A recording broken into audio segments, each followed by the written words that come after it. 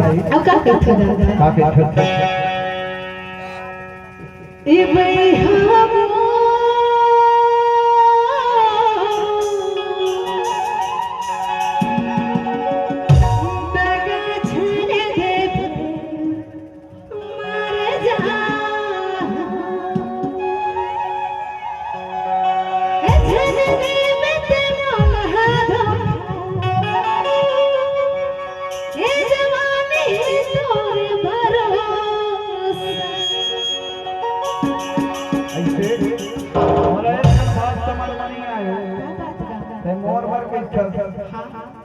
सुरेश भैया के हमारे वाले तो तोला कैसे लगत है तोर ये साउंड वाले पर तोर नजर है कहां वो साउंड वाला हाथ तो हो नहीं होगी लेकिन माध्यम के बाद बताओ ये जोड़ो रे दादा जान दे मर जा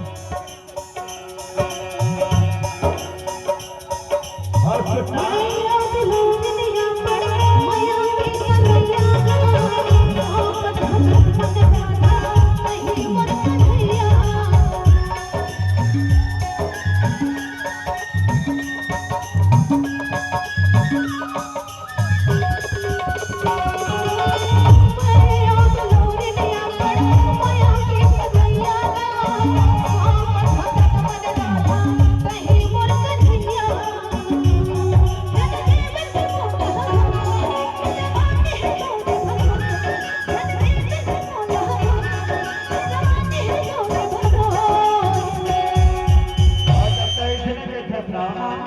ये हमारे बड़े भाई हमारा बहुत अच्छा तबला वाला मास्टर भी रहे और हमारे से यह तबला देख के कैसे हुई टिकट के नहीं उतरे है ना ये तबला देख के कैसे भाई